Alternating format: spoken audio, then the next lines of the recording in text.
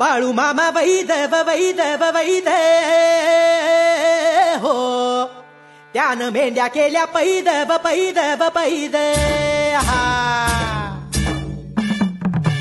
रुद्राचा अवतार थोर ह्यो राहतो आदमापुरा, उधळूनी भंडारा हा ज्ञान गंगेची अमृतधारा. रेशमी फेटा रेशमी फेटा रेशमी फेटा मस्तकी त्याला सोन्याची किनारे, किसे रूप मनोहर नजारा त्याचा तलवारे. बाळू मामा बाळू मामा